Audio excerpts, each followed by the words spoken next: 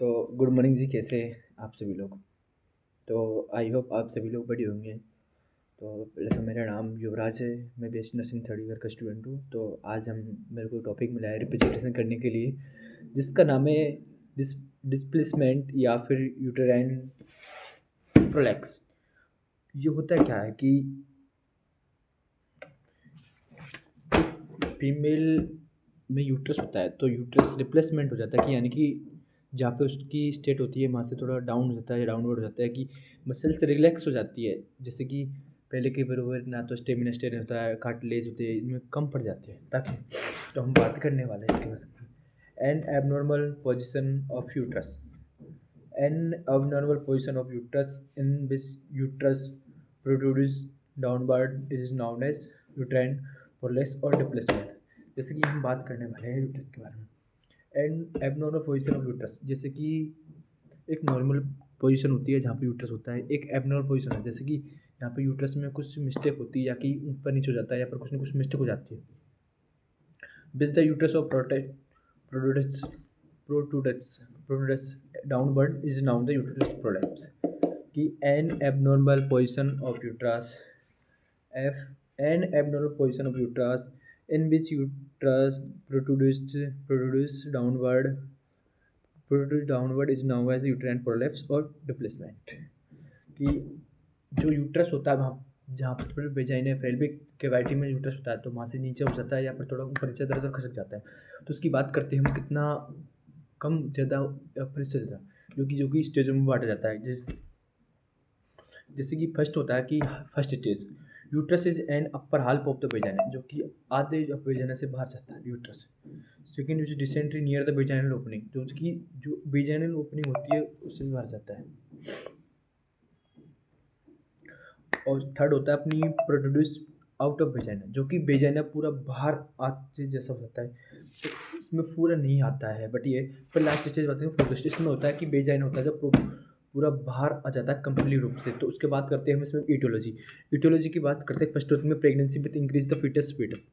जैसे कि आपको पता है कि एक बेबी होता है नॉर्मल, उसमें 1 kg वेट हो, स्टार्टिंग यूट्रस 1 kg का होता है। वैसे 60 से 90 ग्राम का यूट्रस होता है, बट उसमें 190 से 1 kg का हो जाता है। तो उसमें होता ही है कि यूट्राइन प्रोलेप्स होने के ज़्यादा चांसेस हो जाते हैं। बता कि यूट्राइन बॉडी पे वेट पड़ेगा, तो आपको पता है, और वेट पड़ेगा तो उसमें इतना फीमेल कंट्रोल नहीं कर पाएगी, तो कार्टिलेज डैमेज होने के चांसेस होते हैं कार्टिलेज मसल्स के बारे में। तो इसलिए उसके होने का उसके बाद ओबिसिटी में होता है कि अगर फैट बढ़ती है बॉडी में, तो आपको पता है प्रोलेप्स तो होने के चांसेस हो जाते हैं, क्योंकि फैट बढ़ेगी तो रिकवरी होने में चांस कम होंगे और मसल्स फाइबर पर प्रेशर आएगा। तो क्रोनिक कंजप्शन, फैट कंजप्शन कर रहे हैं तो इसलिए भी दिक्कत आएगी।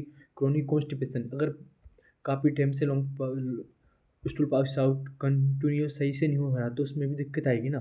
क्रोनिक कफिंग, अगर बार बार कफ आ रहा है तो मसल्स खिंचेगी, यानी कि रिप्स में जैसे होता है ना स्ट्रेच की लाइफ फ्लो वो आएगी, तो उसमें प्रॉब्लम आएगी।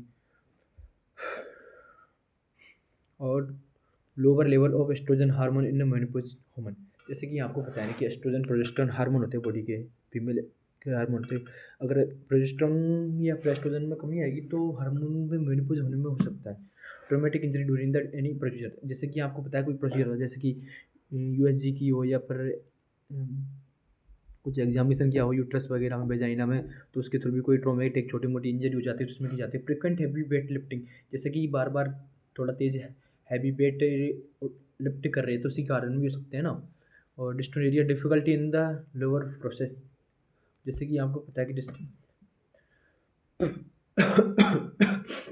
डिलीवरी उसी टाइम या तो फिर बहुत ज़्यादा फैन हो रहा है या बहुत ज़्यादा डिफ़िकल्टी हो रही है लेबर पेन में, कि भाई नहीं हो रहा, तो इसलिए डिस्टोरिया बोलते हैं उसको। प्रेयर पेल्विक सर्जरी, जैसे कि कोई पेल्विक सर्जरी रही हुई पुरानी, तो उसके लिए भी इस चीज़ के लिए हम बात करते हैं। जैसे कि हम बात करते हैं इसके पैथोलॉजिकल पैथोफिजियोलॉजी, तो उसमें फर्स्ट बात करते हैं due to aetiological risk factor, जो जैसे कि uterine muscles and ligament have been weak. तो आपको पहले बता चुका हूँ कि मसल्स लिगामेंट अगर कमजोर होंगे तो उसमें प्रेशर आएगा तो यूट्रस रिप्लेसमेंट होने के चांसेस बहुत ज़्यादा बढ़ जाएंगे। तो इसलिए आपको पता है कि अगर इटियोलॉजी मेन यही है कि बट मसल्स यूटेराइन अगर कमज़ोर होगी तो एक्शन करेगी कुछ। उसके बाद करते हैं एयर लगा के broken ligament is muscles so they properly ग्रास्पमेंट जो कि मसल्स लिगामेंट को जो ग्रास करने का काम करते हैं, जो ब्रेक डाउन हो जाते हैं तो इससे ज़्यादा होने के चांस होता है। उसके बाद बात करते हैं सपोर्टिव स्ट्रक्चर और यूटेराइन डिस्टर्ब। तो उसके बाद जो सपोर्ट करने वाली जो मसल्स होती है डिस्टर्ब हो जाती है, यूटेराइन प्रोलैप्स और यूटेराइन प्रोलैप्स आक्रमण हो जाता है। तो हम बात करते हैं क्लिनिकल मैनिफेस्टेशन या फिर इसको बोलते हैं क्लिनिकल साइन सिस्टम। तो लोअर वॉल्व पेन, इसके बाद में इसको बहुत ज़्यादा पेन होने वाला है सीवियर। डिस्पेन यूरिया के आपको पता है सेक्सुअल इंटरकोर्स करेंगे तो उसमें पेन ज़्यादा बहुत हो जाएगा। इनफर्टिलिटी में बच्चा होने के चांसेस बहुत कम हो जाते हैं। और heavy feeling in the pelvic region, तो हो भारी भारी लगेगा इसमें। पेल्विक रीजन में रिपीटेड ब्लेडर इन्फेक्शन, बार बार इन्फेक्शन होने के चांसेस होंगे कि बार बार ब्लेडर में चांस होगा, क्योंकि आपको पता है कि वहाँ पे मसल्स कमजोर पहले ही इम्यूनिटी डाउन रहेगी तो माइक्रोजन बार बार आएंगे, तो इसलिए वहाँ पे इन्फेक्शन बहुत ज़्यादा होगा। तो bleeding discharge by uterus is the generally seen in reproductive age group women who are suffering from the any traumatic injury. आपको पता है इंजरी हो चुकी है पहले की, तो ट्रोमेटिक होने के कारण चांसेस बढ़ जाते हैं ना। तो उसमें assessment and diagnosis evaluation, physical examination करेंगे। आपको पता है पहले देखा होगा फिजिकल, उससे पहले पास्ट हिस्ट्री कलेक्शन करेंगे, कोई दिक्कत बाद में पेल्विक एग्जामिनेशन करेंगे, उसको अच्छी तरह सिटी स्कैन करवाएंगे, एमआई यूएसजी और पेल्विक कराएंगे। उसके बाद बात करते हैं मैनेजमेंट की।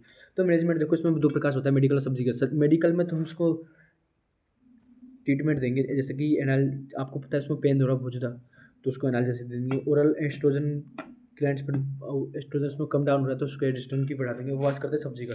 तो vaginal passage when the surgery is contraindicated then the vaginal rings it is inserted to the vaginal to provide temporary support.